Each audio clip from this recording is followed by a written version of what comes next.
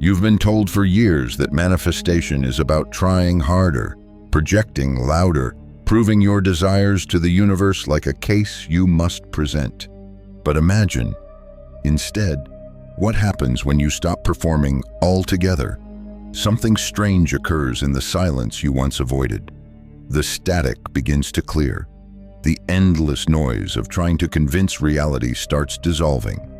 And suddenly you're left with something raw, your actual frequency, uncovered.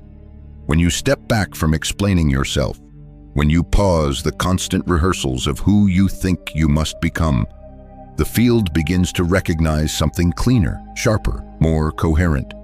You are no longer a broadcast tower leaking fragments of doubt disguised as intention.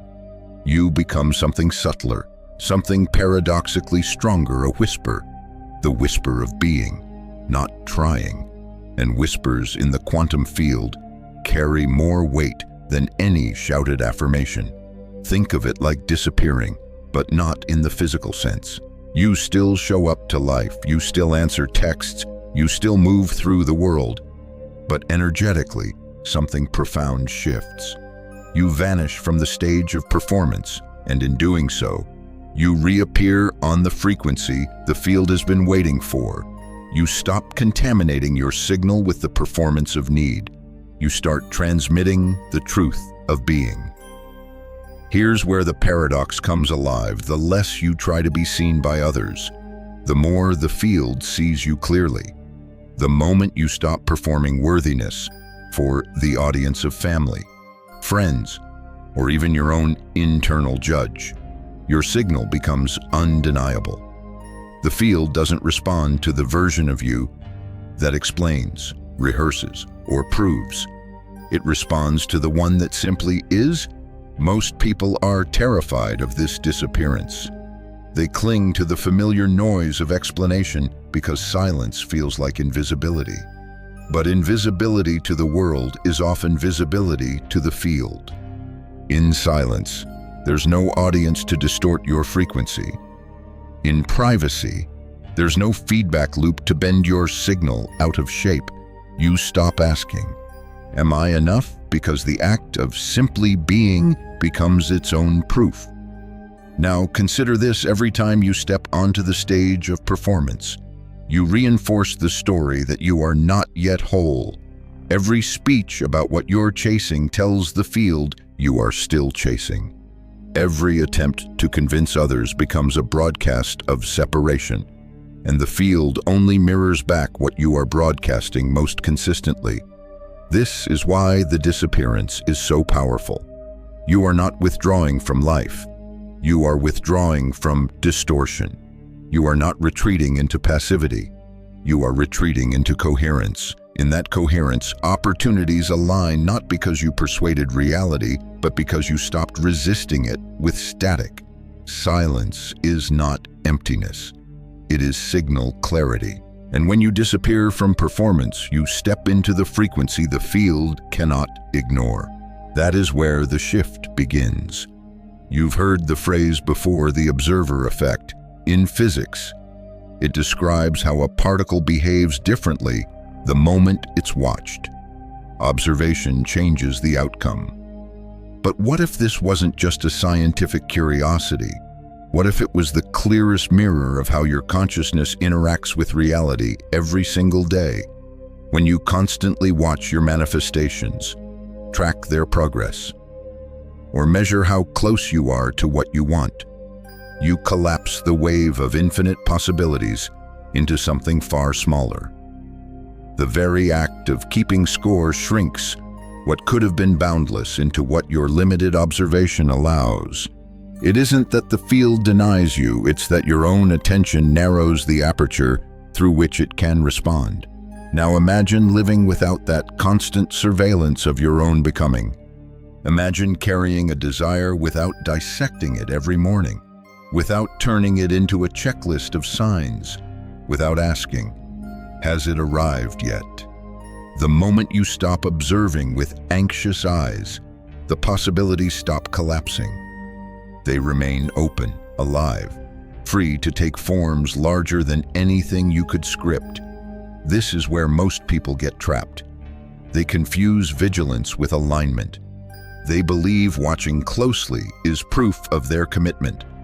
But in truth, obsessive observation is another performance of doubt.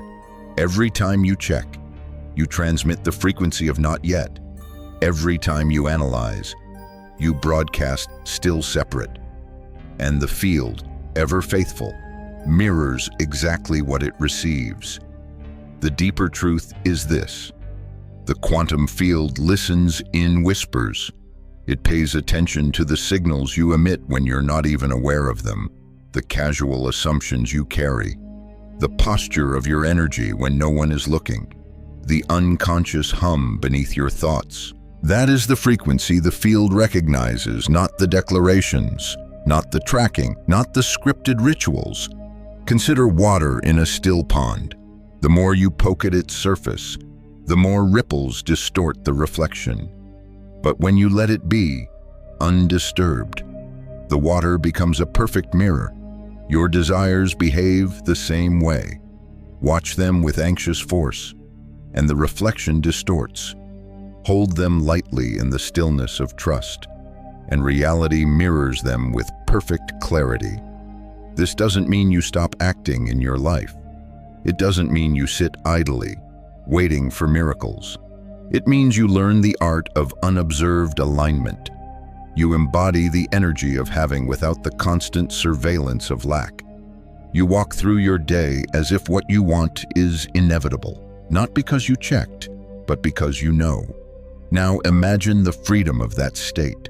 No more tallying signs. No more asking the field if it heard you. No more collapsing infinite potential into narrow conditions. You become like the unobserved particle fluid, expansive, limitless, and in that fluidity, the field finds its purest reflection in you.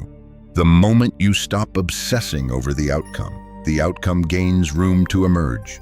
The less you watch, the more you receive. This is the paradox. Most miss reality doesn't need your constant observation. It needs your quiet conviction. But let's take this further. Imagine tending to a seed in the soil. If you keep digging it up to check whether it's growing, you destroy its chance to sprout. Growth requires darkness, patience, and trust. In the same way, your desires require the shelter of unobserved space. They need silence to root and unfold.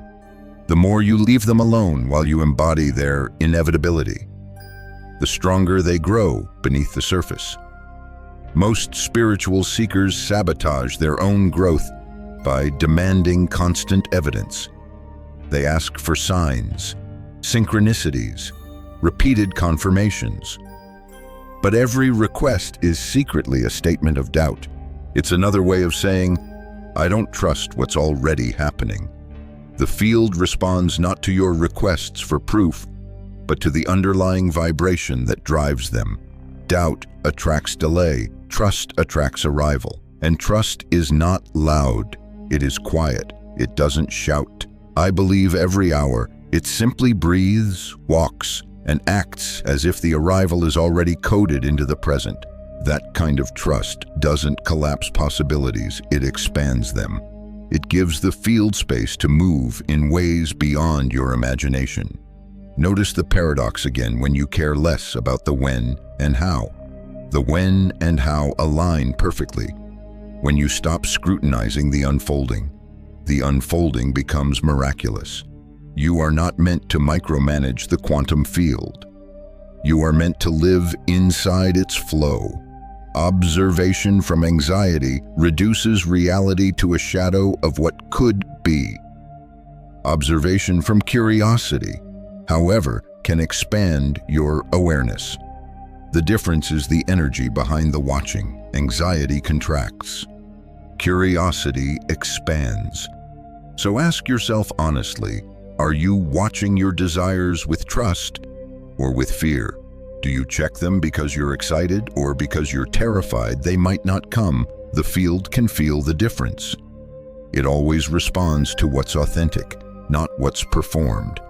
Your frequency is not in the words you speak, but in the hum you carry when you think no one is listening, even yourself. And this changes everything. The observer effect isn't just physics trivia. It's the reminder that reality bends around the quality of your attention. Your task is not to obsess, but to trust. Not to demand constant proof, but to live as if proof is unnecessary. That is when the field mirrors back experiences that make you whisper, "Of course, it was always going to be this way." Silence has always carried a stigma in the human world. People mistake it for weakness, passivity, or disengagement. But in the realm of frequencies, silence is not absence, it is amplification. It is the moment when your signal gathers enough strength to broadcast without distortion. Most of the world does not understand this. They fill the air with noise, declarations, intentions, affirmations, as if sheer volume could force the universe to respond. But the universe has never been impressed with noise. It has always been attuned to coherence. Think of a symphony. A single note played with perfect clarity will resonate across a concert hall more deeply than a dozen instruments out of tune. The quantum field functions the same way. The energy that is most coherent is the energy that organizes reality around itself. And coherence is born not from shouting, but from stillness. This is why sacred silence is power. It is the place where you align so completely with your authentic frequency that nothing interferes with the signal. No opinions, no borrowed expectations, no performance required. Silence does not mean inaction. In fact, the woman who disappeared into herself for 33 days discovered she was more active than ever before. Her silence stripped away wasted motion. She stopped talking about what she wanted and began living as though it was inevitable. Every action carried the resonance of completion. She no longer asked if it would happen. She moved as if it already had. That is not passivity. That is alignment so strong that every step, every decision, every glance of attention carried authority. The paradox is that silence looks like nothing from the outside, but inside it is everything. In silence, the mind stops bleeding energy through explanations. The body stops leaking frequency through performance. Your consciousness stops scattering itself across multiple audiences and gathers in a single beam of focus. That beam, clean and uninterrupted, is what the quantum field cannot ignore. You stop performing for the world and start broadcasting directly to the foundation of reality. Sacred silence becomes the container where energy refines itself. Imagine a pot of water brought to a boil. The lid traps the heat, intensifies the process, concentrates the transformation. Silence is that lid. Without it, the steam of your intentions escapes, dissipating into the air of other people's opinions and expectations. With it, your inner alchemy intensifies until something new emerges. The most powerful transformations are almost always invisible until the very last moment. Flowers germinate in darkness, seeds split in silence. This is why silence can feel uncomfortable at first. It exposes you to yourself. Without the distraction of performance, you confront the raw hum of your frequency. At first, it may sound discordant. You might hear the static of doubt, the leftover voices of family, the echo of cultural scripts. But if you stay in that silence long enough, if you resist the urge to perform again, you begin to hear the deeper note beneath the noise. That note is your authentic frequency, the one that has been waiting beneath the surface for years. Sacred silence also reorders your relationship with action. Without silence, your actions are frantic efforts to force reality, to prove your worth, to convince the universe of your desire. In silence, actions become effortless extensions of being. They flow from knowing, not from need. They emerge from coherence, not from desperation. And because they are aligned, they are far more effective. A single step taken from silence can accomplish what 100 frantic steps never could. Silence is efficiency disguised as stillness. Now think of how you move through your own life. How many of your words are meant to reassure yourself rather than transmit truth? How many of your conversations about your dreams are actually disguised cries of fear? Silence strips those away. It leaves only what is real. And what is real does not need convincing. It simply is. That is why the field listens so closely in silence. Because silence is the only space where authenticity has no camouflage. Sacred silence also reshapes how others perceive you. When you stop performing, when you stop announcing, you create mystery. Mystery is not manipulation. It is magnetism. People sense something alive in you that doesn't need to be explained. They are drawn to it without knowing why. Your quiet coherence becomes a tuning fork for everyone around you. And as they align to your stillness, their own static begins to dissolve. Silence doesn't just change you, it ripples outward, reorganizing the energy of anyone close enough to feel it. This is why true leaders, true mystics, true creators always cultivate silence. They know that power is not in endless explanation, but in the quality of presence. When you embody silence, your very being speaks louder than your words ever could. People listen without realizing why. The field responds without needing persuasion. Reality reshapes itself, not because you demanded it, but because you became undeniable through coherence. Silence is not the absence of manifestation. It is the womb of it. It is not doing nothing. It is doing everything from a place so pure that nothing needs to be said. Sacred silence is not retreat. It is return to the essence of who you are. Return to the frequency the field has always recognized. Return to the simple truth that coherence, not noise, is the law of creation. And when you embrace silence's power, you discover something extraordinary. You no longer need to convince, announce, or prove. You simply live, breathe, and act from alignment. The field mirrors that back with experiences that feel effortless, inevitable, and undeniably yours. Silence, then, is not weakness. It is the strongest frequency you will ever broadcast. For centuries, seekers have believed that thoughts alone create reality. Entire industries have been built on the promise that if you just visualize hard enough, if you repeat affirmations often enough, the universe will bend to your will.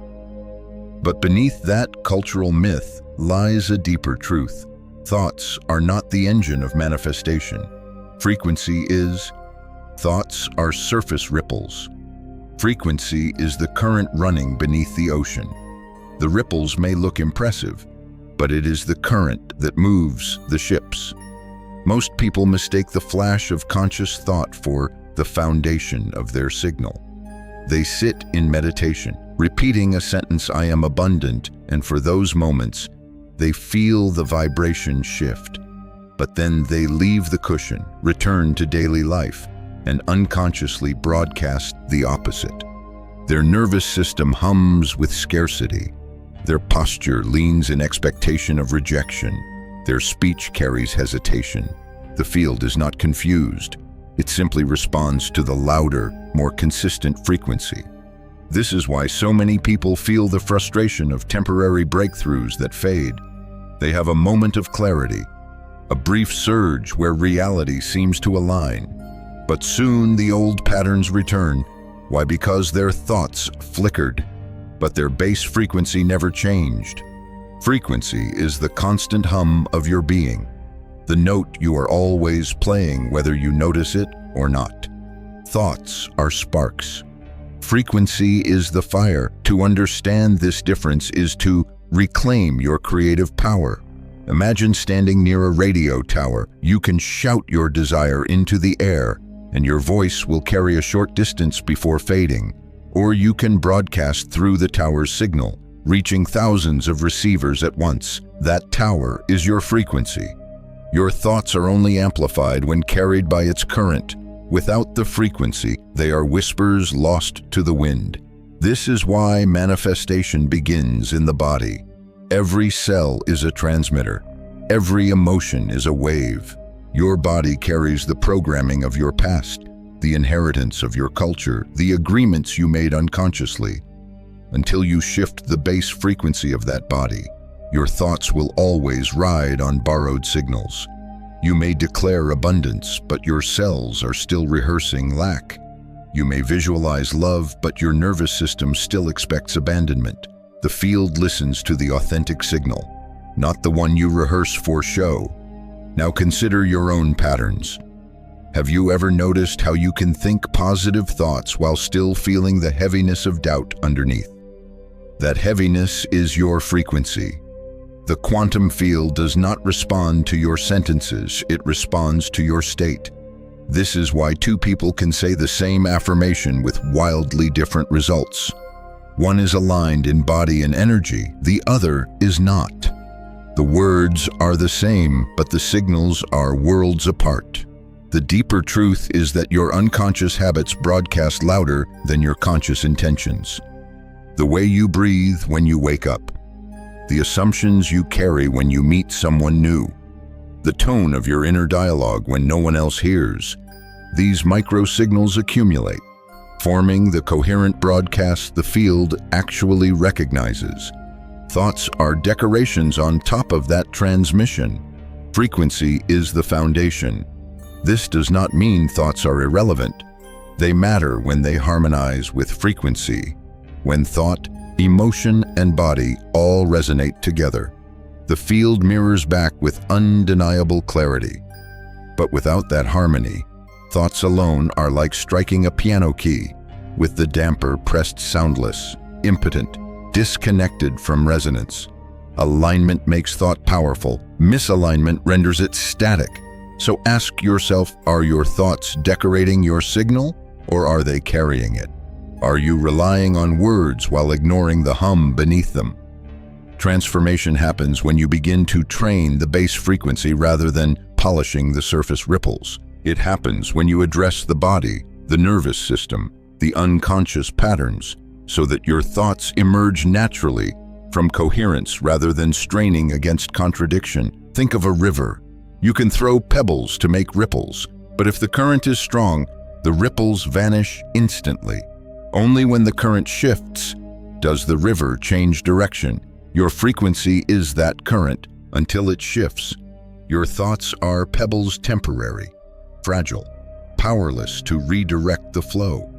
But once you change the current, even small thoughts ride naturally in the new direction.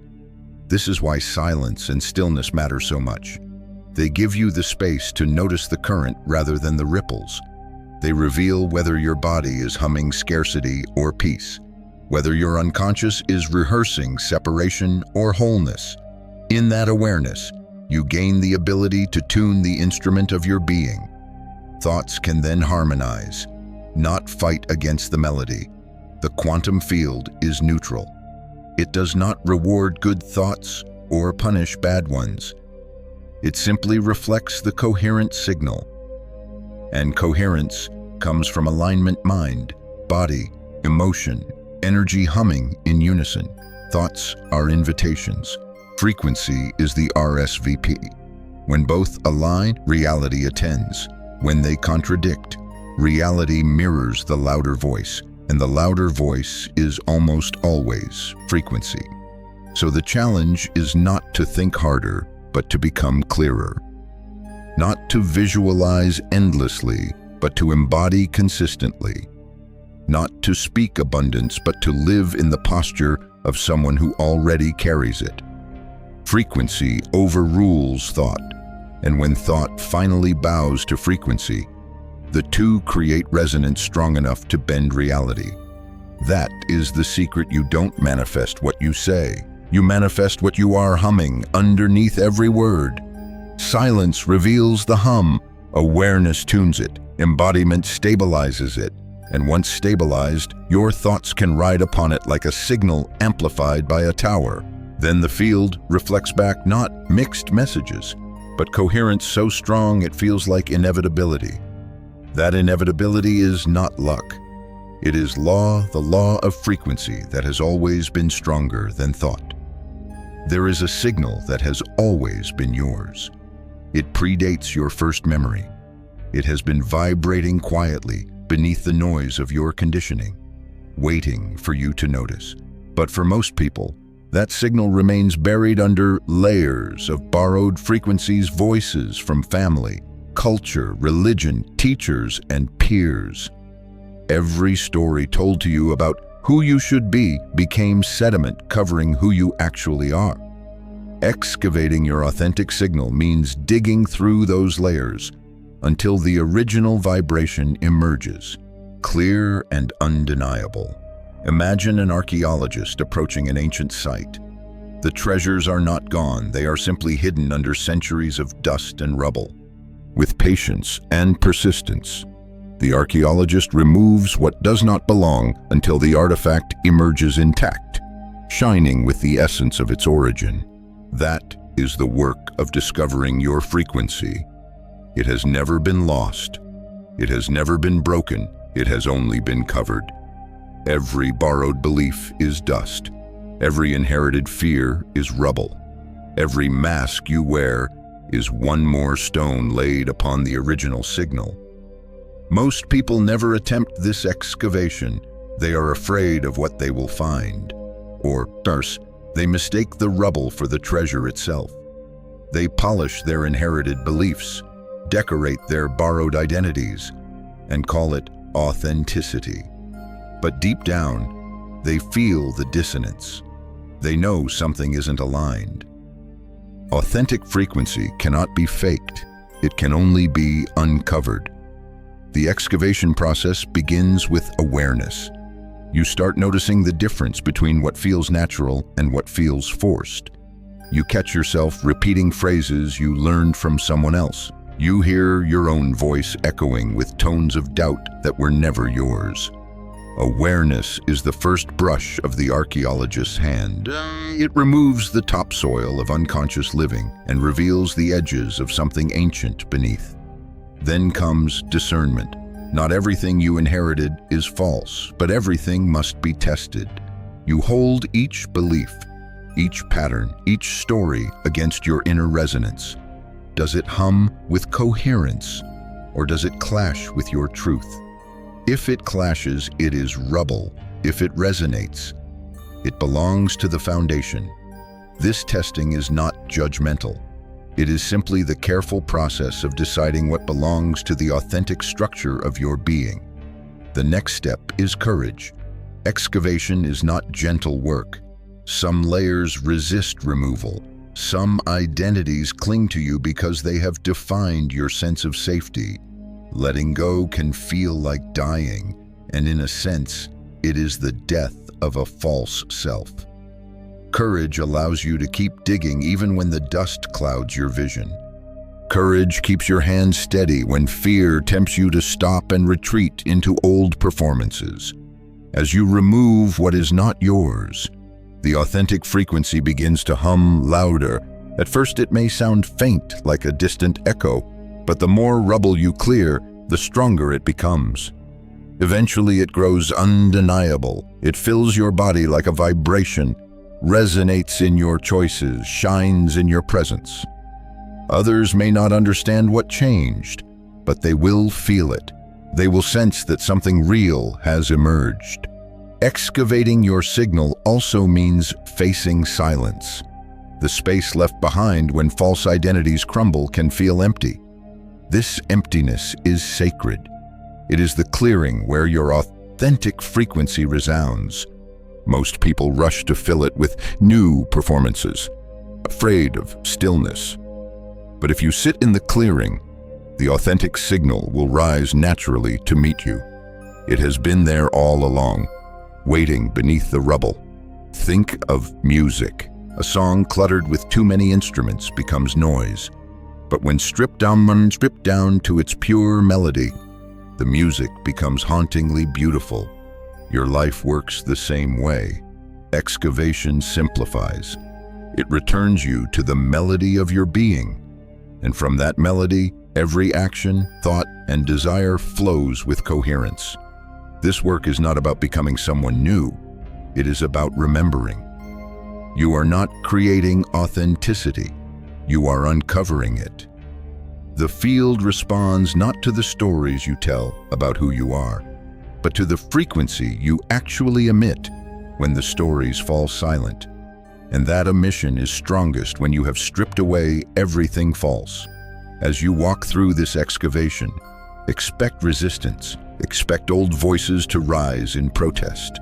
Expect people who benefited from your borrowed signals to push back. They may call you selfish, rebellious, or strange, but their discomfort is simply proof that you are no longer playing their station. You are tuning back into your own. And the field, ever faithful, will meet you there. Excavation is lifelong work. New rubble accumulates, old patterns resurface. But each layer you remove brings you closer to the hum that has always defined you. Each piece of dust you brush away reveals more of the treasure. And once enough has been uncovered, your authentic signal becomes impossible to silence. It radiates, not because you broadcast it, but because you are it. That is the power of excavation, the moment when the buried artifact of your true self stands in the open air, gleaming with the light of its original design. There is a difference between telling yourself something is true and actually knowing it. Most people never cross that threshold. They rehearse positive statements. They visualize outcomes. They even script their lives on paper. But deep in their bodies, a different story hums. Their nervous systems still brace for loss. Their muscles still carry the memory of rejection. Their breath still shortens at the thought of failure. This is why thought alone cannot sustain manifestation. Knowing must move from the mind into the body. Embodied knowing is when truth is no longer an idea you visit, but a state you inhabit. It is not in your journal. It is not on your vision board. It is in your posture, your breath, your choices when no one is watching. It is the difference between the saying "I am safe" and walking through the world with shoulders loose, eyes steady, and breath unhurried. The body does not lie. It reveals whether you have truly integrated a truth or whether you are still performing it. Most seekers try to bypass embodiment. They cling to thoughts because thoughts feel safer. You can rehearse them without risk, but the body demands honesty.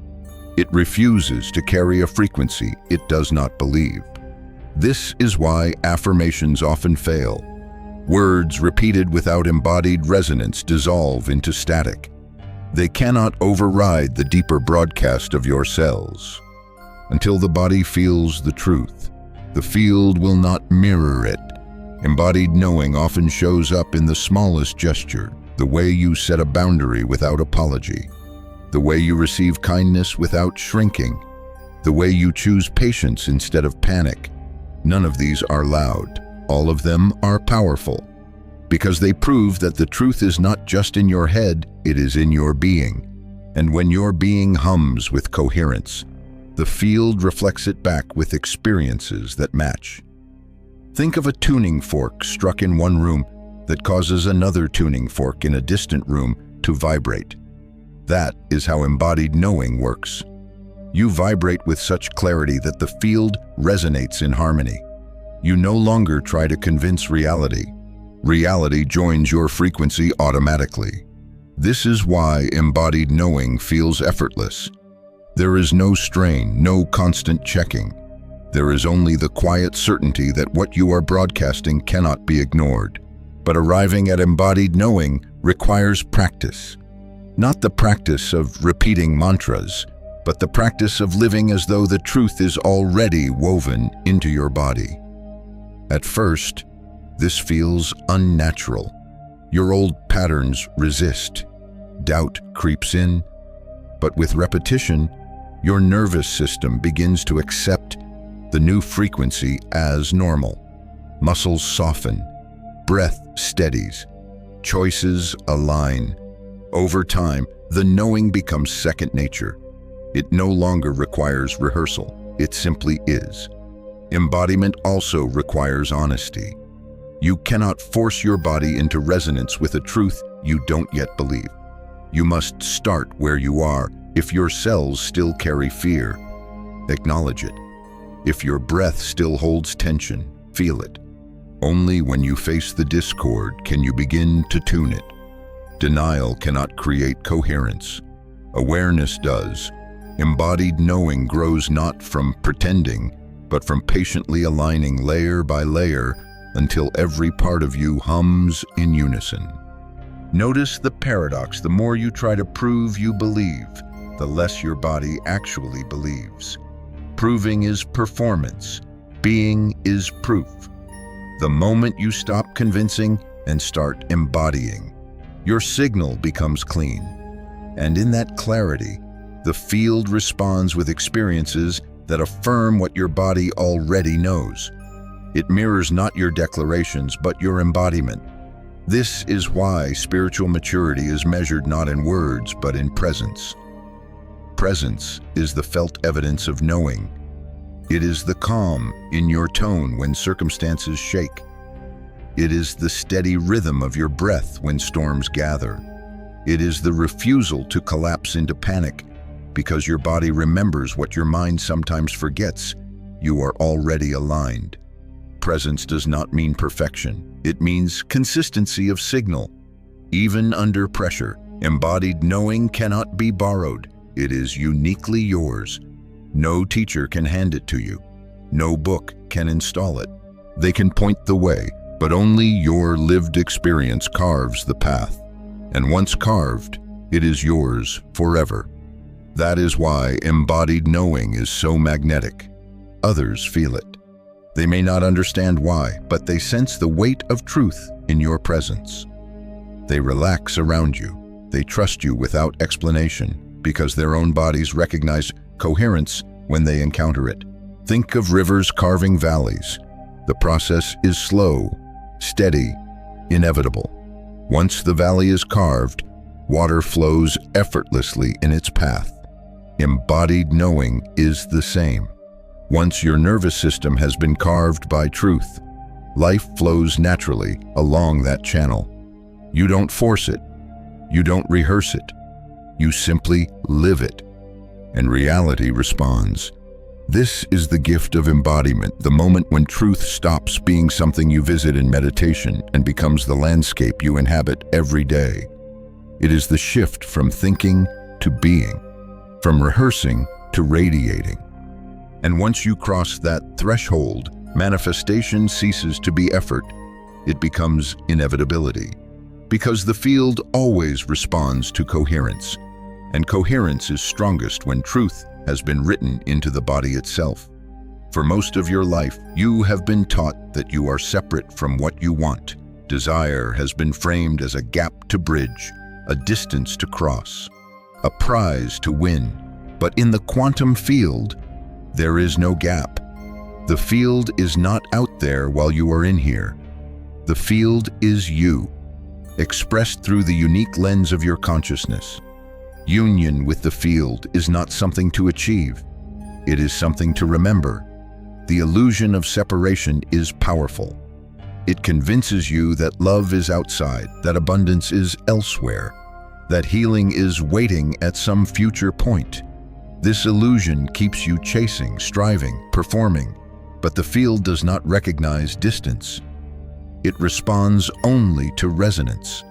When you vibrate at the frequency of your desire, the supposed gap dissolves. What you wanted was never far away. It was always woven into the fabric of the now. Imagine a drop of water falling into the ocean. Does it beg to be accepted? Does it plead to merge with the waves? No. The moment it enters, it remembers it was never separate. This is what happens when you stop performing separation and begin embodying union. You realize that your desires are not external objects to acquire. They are expressions of the field through you. They are the ocean remembering itself in the form of a drop. Union with the field requires a shift in perspective. Instead of asking, "How do I get what I want?" you begin asking, "What is the field choosing to express through me right now?" This question dissolves performance. It removes the desperation of needing proof. It places you in the role of co-creator rather than petitioner. The field is not a judge to convince. It is a mirror reflecting the clarity of your signal. This is why many manifestations fail. They are approached as transactions. People beg, bargain, and argue with the universe, but you cannot negotiate with the field. You can only resonate with it. And resonance is not achieved through words, but through being. Union means living as if the outcome is not separate, because at the quantum level, it never was. Think of light passing through a prism. The colors are not created when the light hits the glass. They were always inside the light, waiting to be revealed. Your desires are the same. They are not foreign objects you must attract. They are wavelengths already present in your consciousness, waiting for the right angle of embodiment to refract into reality. The prism does not strain. It simply allows, and in that allowing, the hidden spectrum appears. Union with the field feels like inevitability. You stop wondering if it will happen. You stop questioning whether you are worthy. You live from the truth that it already exists, because in the infinite fabric of the field, it does. What changes is not the field's willingness, but your alignment. When you align, what already is becomes what you experience. This is why manifestation at its highest level is less about getting and more about remembering. Union also removes the pressure of performance. You no longer have to maintain a mask of worthiness. You no longer have to audition for your own desires.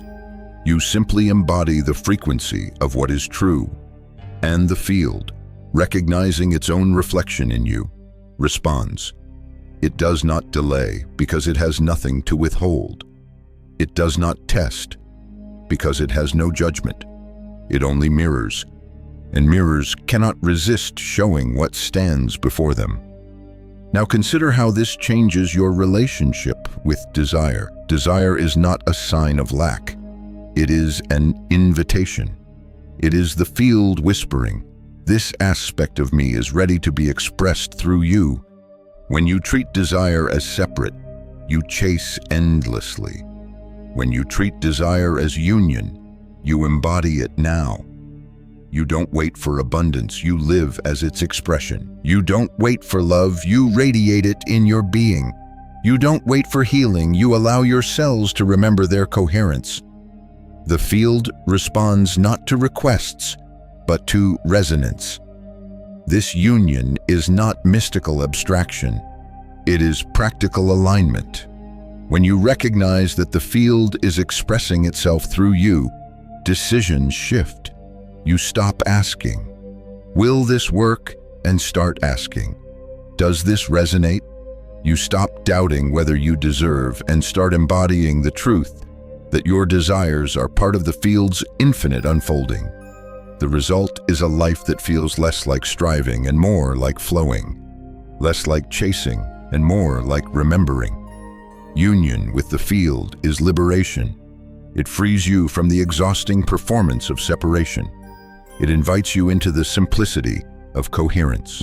And once you experience it, you can never return to the old game of begging the universe. You understand too much.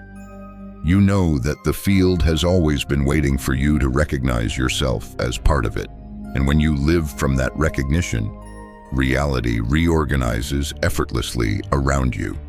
Not because you forced it, but because you finally stopped pretending to be separate. Once you discover your authentic signal, the real challenge begins maintaining it. Most people believe alignment is a single breakthrough, a dramatic awakening that forever changes everything. But in truth, Alignment is discipline. It is not the peak moment that defines your frequency, but the daily practice of holding it. This is frequency discipline, the art of consistency in a world that constantly pulls you back into static. Discipline has a reputation for being harsh, but in this context, it is gentleness applied steadily. It is the daily choice to remain coherent even when chaos presses in. Without discipline, you drift back to borrowed signals. Old habits return. Familiar doubts creep in. The gravitational pull of performance reasserts itself. The only way to remain in resonance is to practice coherence until it becomes second nature. Frequency discipline is built on micro choices. The way you speak to yourself in the morning, the way you respond when someone tests your boundaries, the way you breathe before stepping into a room. Each of these is an opportunity to either reinforce your authentic frequency or dilute it. Most people miss these moments. They believe only the grand rituals matter, but the field is always reading your signal, especially in the smallest gestures. Think of a musician tuning an instrument. It is not enough to tune once and assume the pitch will remain perfect forever. Humidity shifts, strings stretch, and notes drift. The musician tunes again and again before each performance, during breaks, after long rests. That is frequency discipline. You tune yourself daily. You check whether the hum of your being is aligned. You adjust when necessary, not with judgment, but with devotion. This is not about obsession. Discipline is not constant monitoring fueled by fear. That would collapse into performance. Discipline is presence. It is catching yourself when you drift and gently returning to coherence. It is refusing to spiral into static just because static feels familiar. It is remembering that every moment offers the chance to return to the signal. Frequency discipline also means learning to withstand resistance. The moment you begin living from authenticity, the world tests you. Old situations reappear. People challenge your boundaries. Circumstances poke at your old wounds. These are not punishments. They are calibrations. The field is asking, will you hold your signal even here? Every time you answer yes, your frequency stabilizes. Every time you fold back into performance, you weaken the coherence you are building. Think of it like forging metal. The heat and hammering are not cruelty, they are shaping. Discipline is what tempers your signal until it can withstand pressure without bending, without resistance. Your frequency would remain fragile. With resistance, it becomes unbreakable. The field does not send you tests to punish you. Life simply mirrors whether your coherence is strong enough to hold under strain. Another aspect of discipline is rest. Many forget this. They think holding frequency means constant effort. But true discipline includes knowing when to step back, breathe, and allow. Alignment is not tightened muscles. It is relaxed steadiness. Rest keeps your frequency supple. Without it, you grip too hard. And gripping is another form of static. Discipline is balance, persistence without strain, focus without rigidity. Over time, frequency discipline creates identity. At first, you practice alignment. Eventually, you become alignment. At first, you choose coherence. Eventually, coherence chooses you. It is no longer something you must think about. It is who you are. This is the reward of discipline, a signal so consistent that the field cannot mistake it, so steady that circumstances bend to match it. This steadiness also influences others. Your discipline becomes a tuning fork for those around you. They may test you at first, but eventually, they begin to resonate with your coherence. You become a quiet example of stability in a chaotic world. Without preaching a word, you broadcast a signal that invites others into their own discipline. In this way, your private practice becomes a public service. Frequency discipline may not be glamorous. It does not sparkle like breakthroughs or shock, like sudden revelations. But it is the foundation of transformation. Breakthroughs fade without discipline. Insights dissolve without practice. The field responds not to what you can achieve in one shining moment, but to what you broadcast consistently over time. Discipline makes your signal trustworthy, and the field always reflects what it trusts. So understand, this manifestation is not luck. It is not random. It is the echo of your discipline.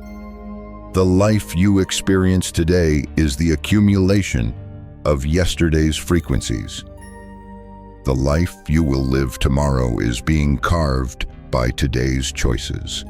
Each moment is a chance to reinforce coherence or return to static. Frequency discipline is choosing coherence again and again until it becomes effortless. Discipline, then, is love applied daily. It is devotion to your authentic self. It is the willingness to honor your signal, not just when it is easy, but when it is tested. And when you live this way, the field cannot ignore you. It will not. Because discipline turns your frequency from a flicker into a flame, from a fragile signal into an undeniable beacon. And once you become that beacon, reality has no choice but to align. Up until now, much of the focus has been on how you carry yourself outwardly, your choices, your presence, your actions in the world. But perhaps the most critical dimension of frequency is the one no one else hears, the frequency you broadcast to yourself. Internal frequency cleansing is the art of aligning the dialogue within, so that it no longer contradicts the truth you're trying to embody. Without this, your signal will always be split. The world may see confidence, but the field responds to the hidden doubts you whisper when no one is around. Think of the countless conversations you've had with yourself that no one else has ever heard. The quiet doubts before you speak, the inner criticism after you try, the rehearsed excuses when you think of taking a risk. These are signals. They may never leave your lips, but the field reads them as clearly as if they were shouted. Your internal dialogue is not private to the universe. It is part of the frequency you emit. And until you cleanse it, you will always broadcast static. Internal cleansing begins with awareness. You must start noticing the tone of your own mind, not just the content of thoughts, but their vibration. Do they carry the energy of trust or fear, wholeness or lack, expansion or contraction? Awareness allows you to hear the hum beneath your sentences. Most people avoid this step because it is uncomfortable. Listening inwardly often reveals just how much of their daily signal is contaminated by inherited voices and old programming. The next step is interruption. Awareness without intervention simply leaves you marinating in static. Cleansing requires disrupting the pattern the moment you notice it. When the old voice says, "You can't," you pause, you breathe. You refuse to finish that sentence. This pause is not about suppressing thought. It is about refusing to give energy to frequencies that do not belong to you. Silence in that moment becomes a filter. It stops the static from reinforcing itself. But interruption alone is not enough. You must replace the old with the authentic. Cleansing means choosing new language that resonates with your signal. Instead of "I can't," you breathe into "I am learning." Instead of "This always goes wrong," you whisper, "This time is different." These replacements are not empty affirmations. They are retunings. Each one shifts your body, your breath, your state of being. Over time, the old frequency dissolves, and the authentic hum becomes dominant. Internal cleansing also demands compassion. Too many seekers approach their inner dialogue like drill sergeants, scolding themselves for every negative thought. But judgment is just another form of static. The goal is not to attack the inner critic, but to gently release it. When you notice yourself rehearsing doubt, meet that voice with kindness. I hear you, but we're choosing differently now. This soft correction disarms the static. It retrains your nervous system to trust the new signal. Think of it like cleaning a stream. You don't curse the leaves that fall in. You simply keep clearing them away so the water can run clear. Over time, less debris accumulates because the current itself grows stronger. In the same way, internal frequency cleansing strengthens the flow of your authentic signal. The more consistently you clear static, the less power it has to return. This practice also reveals how much of your internal dialogue was never truly yours. Many of the harshest voices in your head were borrowed from parents, teachers, culture, past failures. When you hear them clearly, you realize this is not my frequency. This is someone else's broadcast, still echoing in me. And with that recognition, you can let it go. You can stop transmitting signals that never belong to you. Internal cleansing is not about never having negative thoughts again. It is about refusing to confuse them with truth. A thought is only a signal if you energize it. Without your attention, it dissolves. With your attention, it amplifies. Cleansing means becoming intentional about what you amplify. It means practicing the discipline of choosing thoughts that align with your authentic vibration, not the borrowed static of the past. As this practice deepens, you will notice your body responding. Breath slows, shoulders release, the nervous system calms, the inner critic quiets because it is no longer fed. What remains is the steady hum of coherence. And coherence is what the field recognizes. The cleaner your internal frequency, the clearer your external experiences become. The world begins to mirror not your fears, but your authenticity. The most beautiful part of internal cleansing is that it creates peace. You no longer live in conflict with yourself. The war between what you want and what you secretly believe begins to end. And in that peace, manifestation becomes natural, not forced, not begged for, but inevitable, because the field finally hears one clear voice from you. The voice of your authentic signal, free from static. Cleansing, then, is not a chore, but a liberation. It is the gentle art of returning again and again to your true hum, and the more you return, the stronger it grows, until eventually it becomes the only song you know, the only signal you send, the only reality the field can reflect back. Up to this point, the journey has seemed deeply personal, your signal, your authenticity, your alignment. But the truth is, frequency never stops at the edge of your skin. Every vibration you maintain ripples outward, shaping not only your reality but the collective field we all share. This is collective resonance, the phenomenon where individual authenticity becomes a tuning fork for the entire human symphony. Most people underestimate the influence of their own frequency. They assume impact requires words, actions, or visible achievements. But in reality, your presence alone broadcasts a signal. Walk into a room carrying coherence, and the atmosphere shifts.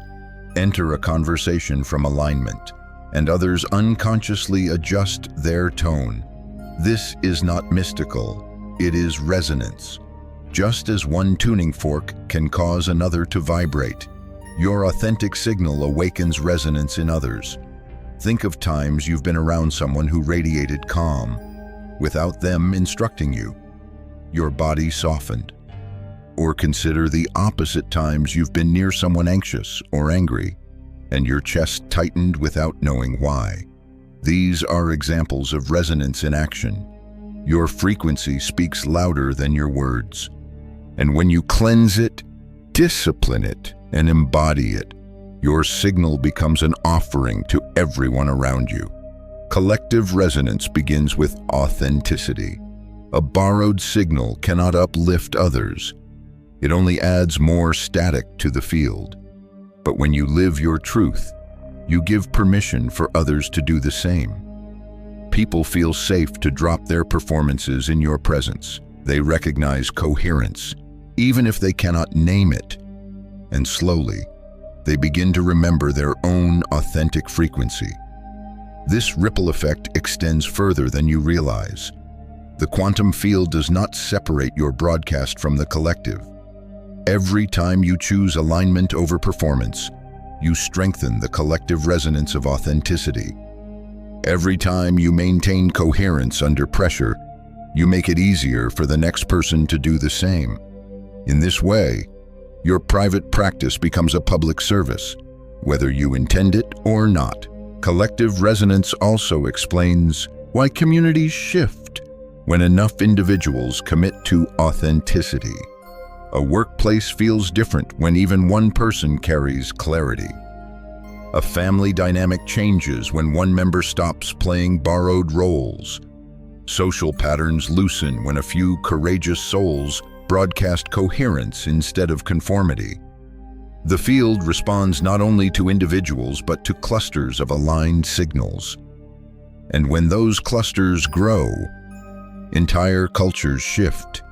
Think of it like a choir. If one singer holds their note true, others begin to adjust. The harmony strengthens. The dissonance resolves. Eventually, the entire song changes because one voice refused to waver. That is the power of collective resonance. It multiplies impact without requiring control. Your job is not to fix others, but to maintain your frequency. The field takes care of the rest. This truth carries responsibility. You cannot pretend your frequency is private.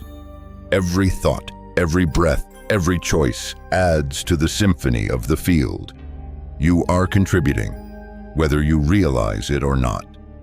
The only question is, are you broadcasting static or coherence, fear or trust, authenticity or performance? Collective resonance is not optional. It is happening right now. The invitation is to participate consciously. And here lies the paradox: when you maintain your authentic signal for yourself, you serve the whole. When you embody coherence for your own freedom, you liberate others. Service is not an additional task layered onto your life. It is the inevitable byproduct of being real. Your resonance travels further than your actions ever could. It touches hearts you will never meet. It shapes futures you will never see. That is the unseen influence of authentic being. As more people access their authentic frequencies, the collective field becomes easier to navigate. Coherence becomes contagious. Fear begins to lose its grip. Old structures of control weaken because they cannot survive in an environment where people refuse to perform. This is how revolutions begin, not always with speeches or battles, but with enough individuals vibrating at a truth so strong that the old lies collapse.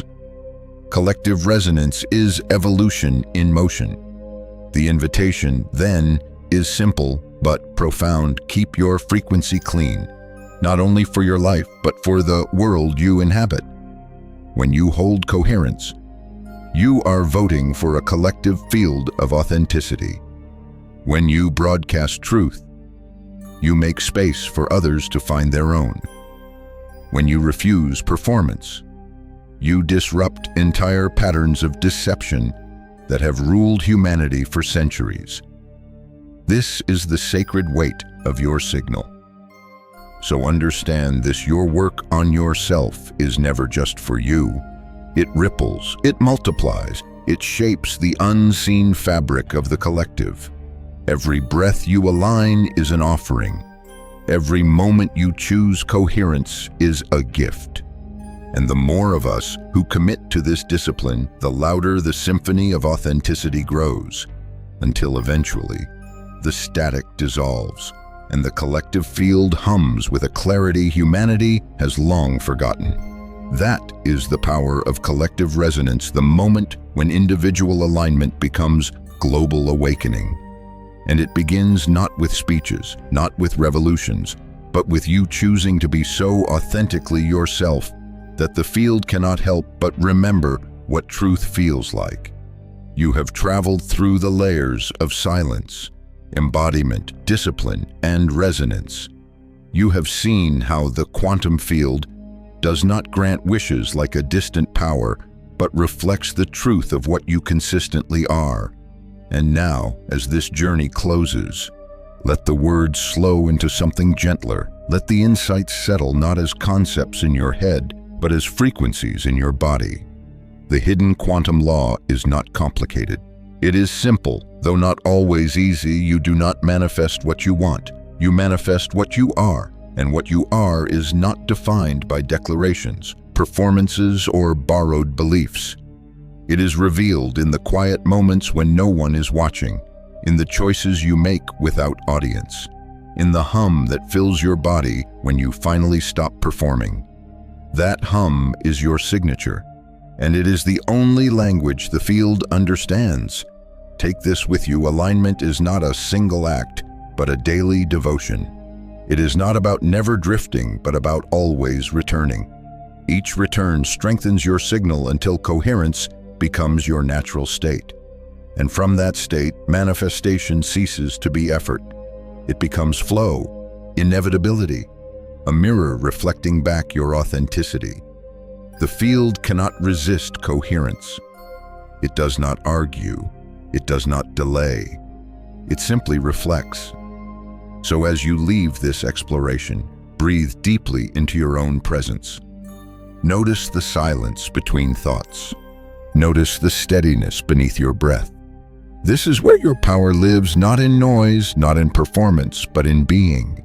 You are not trying to convince the universe. You are remembering that you are the universe, expressing itself through one clear, coherent signal. And when you live that way, you serve not only yourself, but the collective. Every choice to remain authentic becomes a gift to the field we all share. Your frequency helps others remember theirs. And together, this remembering becomes a rising symphony that no illusion of separation can silence. Carry this knowing softly. Let it guide without pressure, and trust that as you embody your authentic frequency, the field is already aligning reality around you. The hidden law is alive within you now, and it is enough.